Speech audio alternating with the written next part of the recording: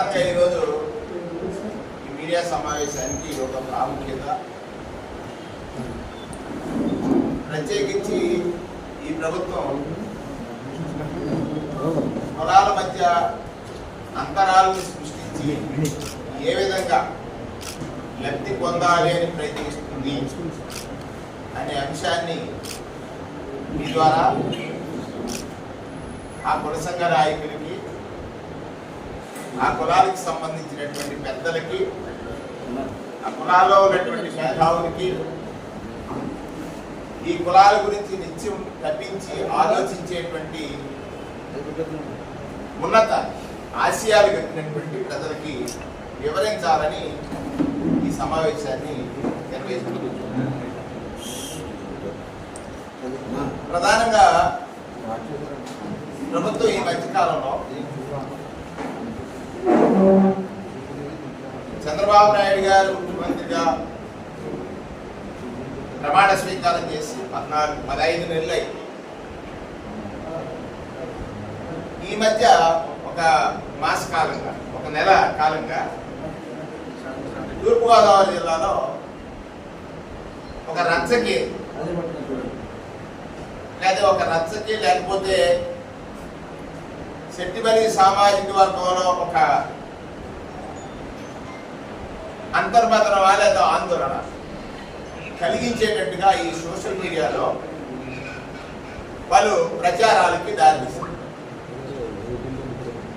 ఏమిటి అని అంటే,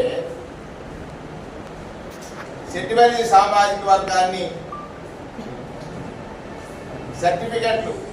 శెట్టిబలి సామాజిక వర్గానికి సర్టిఫికెట్ ఇష్యూ చేసే సమయంలో గౌడగా ముందు పేరు చూపించి గౌడ బ్రాకెట్లో శెట్టిబలి, గౌడ బ్రాకెట్లో శ్రీశైల, గౌడ బ్రాకెట్లో ఈడిగా, గౌడ బ్రాకెట్లో యాత, సిగిడి అట్లాంటి ఒక కొత్త అంశాన్ని తెర మీద తీసుకొచ్చారు. అదే సందర్భంలో మంత్రులు కొంతమంది ప్రకటనలు చేస్తూ ఏమన్నారంటే, ఇది టెక్నికల్ మిస్టేక్ అని ముందుగా అన్నారు. మరొకసారి రిపీట్ చేస్తున్నాను, టెక్నికల్ మిస్టేక్, ఇది తొందరలో పరిష్కారం అవుతున్నారు, దాని వరకు ప్రాబ్లం. రెండవ సందర్భంలో ఇది సోషల్ వెల్ఫేర్ మినిస్టర్తో మాట్లాడతాం, ఇది సమస్య పోతుంది, దాని వరకు ప్రాబ్లం. కానీ ఇందులో జన మీదకి తీసుకొచ్చింది ఏంటంటే, వైఎస్ఆర్ కాంగ్రెస్ పార్టీ ప్రభుత్వం, జగన్మోహన్ రెడ్డి గారి ప్రభుత్వం దీనికో జీవో ఇచ్చిందని, ఆ జీవోని బేస్ చేసుకుని ఇవాళ ప్రభుత్వం అంటే ఎవరైతే సామాజిక వర్గంలో ఈ ఆందోళన వ్యక్తం చేస్తున్నారో ఈ అంశానికి తెరదీశామనేటువంటి మాట అని చెప్పినప్పుడు నాకు ఆశ్చర్యం వేసింది. నేనేమంటానంటే, ఇక్కడ వారు మాట్లాడేటువంటి సందర్భంలో వాస్తవాల మీద తెలుసా? చంద్రబాబు నాయుడు గారు ముఖ్యమంత్రిగా ఉండగా 1997 వాస్తవాలు మీ ద్వారా ప్రజలందరికీ ఒకసారి క్లారిఫై చేయాలి.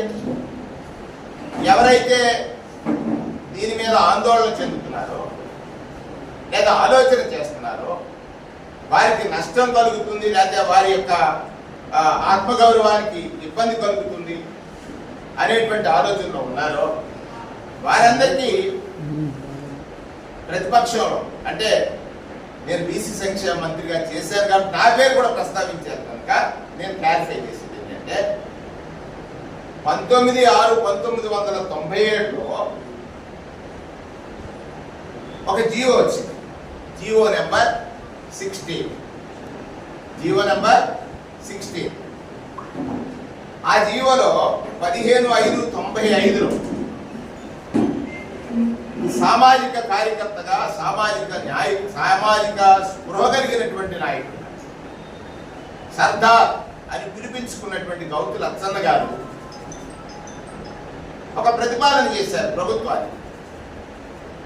ఎవరైతే గీత వృత్తి మీద ఆధారపడి ఉన్నారో ఆ కులాలన్నీ కూడా ఒక అంబరిల్లాగా ఒక గొడుగు కిందకి తీసుకురావాలి అని ఆలోచన చేసి 16 జీవో నెంబర్ 16ని ఆయన ప్రతిపాదించినటువంటి సమయంలో ఆనాటి పెద్దలు తూర్పుగోదావరి జిల్లాలో అధిక సంఖ్యాకులుగా ఉన్నటువంటి ప్రభాకర్ రావు గారు మంత్రిగా పనిచేసినటువంటి అనుభవం ఉన్నటువంటి వారు కూడా దీనికి సంబంధించినటువంటి సమ్మతిని తెలియజేసిన తర్వాత 97లో జీవో నెంబర్ 16 వచ్చి వీరంతా గౌడుగా ఉండాలనేటువంటి ఒక ప్రతిపాదన జరిగింది. దానిని కొంతమంది అంటే ఎవరైతే సెట్టిపల్లి సామాజిక వర్గీయులు ఉన్నారో వారు మా అస్తిత్వానికి ఇది భంగం కలిగించేటువంటి అంశం కనుక మాకు సెట్టిపల్లిలుగానే మాకు నామకరణం ఉండాలి అని ప్రతిపాదించారు. కోర్టులు కూడా వెళ్ళారు.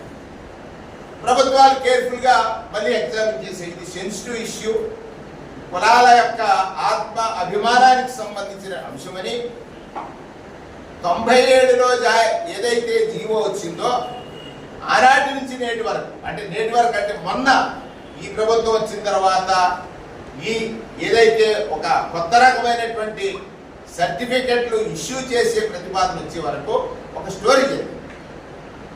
97లో గౌతు లచ్చన్న గారి ఆశయం లేదా గౌతు లచ్చన్న గారి ఆలోచన ఈ గీత కులాలని కలిసి ఉండాలని చేసినటువంటి ఆలోచన 97లో అంటే ఆ రోజు అరెస్ట్ అయ్యారు. అంటే వాళ్ళు విభజించినటువంటి ఆంధ్రప్రదేశ్ ఆ రోజు ఉమ్మడి ఆంధ్రప్రదేశ్లో ఈ గౌడ సెట్టిబల్జ శ్రీసేన యాద సిడిగా గౌళ్ళ ఇటువంటి వారందరూ కలిసి ఉండాలని చేసినటువంటి ప్రతిపాదన 97లో జరిగితే తూర్పుగోదావరి జిల్లాలో ఉన్నటువంటి సెట్టిపల్లి సామాజిక వర్గీయులు సెట్టిపల్లిలుగానే మా కులానికి పేరుండాలని చేసినటువంటి ప్రతిపాదనని కేర్ఫుల్గా చూసిన తర్వాత 97లో మరి ఒకసారి చెప్తున్నాను, ఈ జీవో ఇష్యూ చేసింది నేటి ముఖ్యమంత్రి చంద్రబాబు నాయుడు.